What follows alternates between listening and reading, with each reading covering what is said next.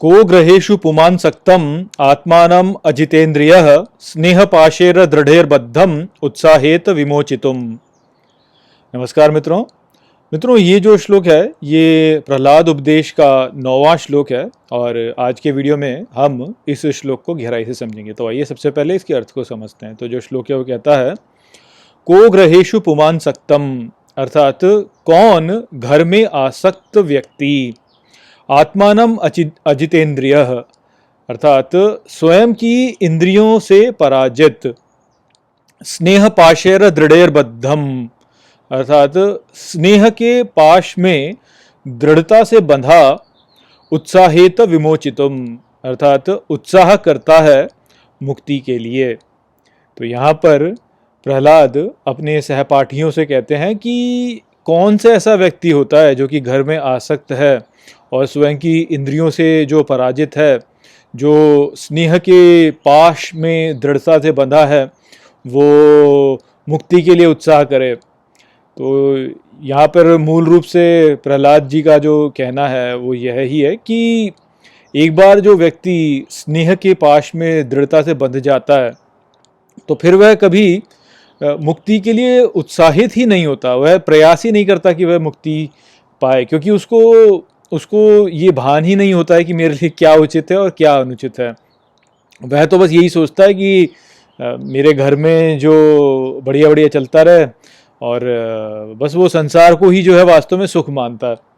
तो व्यक्ति जो होता है उसका जो मन होता है वह कभी ये जान ही नहीं पाता कि भाई संसार में सुख नहीं है, सुख तो ईश्वर में ही है, ईश्वर ही आनंद प्रदान करने वाले हैं, संसार में कोई आनंद नहीं है, ऐसा वो जान ही नहीं पाता जो व्यक्ति घर में आसक्त हो जाता है। तो जो प्रहलाद उपदेश है वह मूल रूप से युवकों के लिए है, कि जो युवक और युवतियां होती हैं उनके लिए है कि तुम सावधान रहो, क्योंकि जब युवावस्था होती है उस अवस्था में ही यदि व्यक्ति को ये ज्ञान हो जाए कि मुझे कहाँ पे आसक्ति लगानी चाहिए, तो फिर उसका जीवन जो है वह आगे फिर सरलता के साथ में आगे चलता है।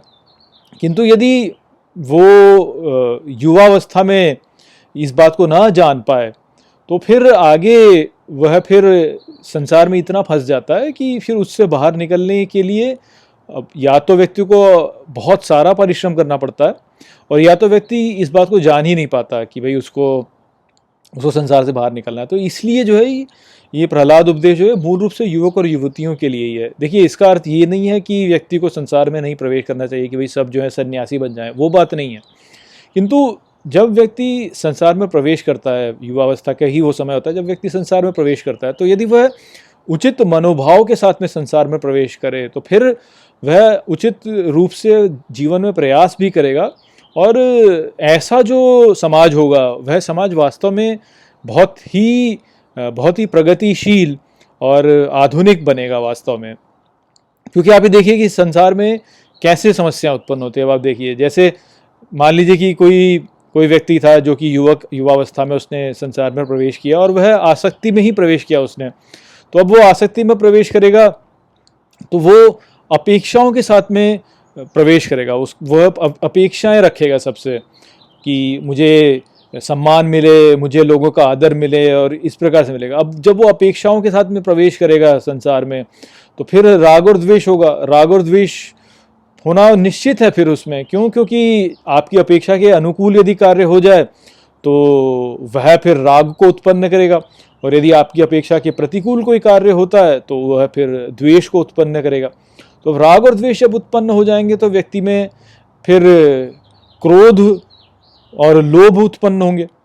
यदि राग वाली स्थिति है तो लोभ है और द्वेष वाली स्थिति है तो क्रोध है।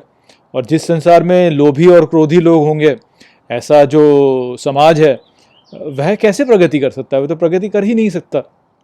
तो इसलिए यहाँ पे प्रहलाद ये नहीं कह रहे हैं कि तुम विवाह मत करो, संसार में प्रवेश मत करो, संन्यास ले लो और वन में चले जाओ। प्रहलाद स्वयं भी तो देखिए, प्रहलाद स्वयं भी संसार में ही रहे थे, उनके बच्चे भी हुए थे। तो उचित मनोभाव से व्यक्ति को प्रवेश करना होता है, जो कि जितेंद्रिय रूप से यदि व्यक्ति संसार में प्रवेश करे, स्नेह के पाश से ना बंधा रहे, अपेक्षा ना करे, केवल अपने कर्तव्य का निर्वाह करे तो वैसा जो जीवन होगा फिर वह जीवन अत्यंत सार्थक होगा। किंतु व्यक्ति उस प्रकार से प्रवेश करता नहीं है संसार में।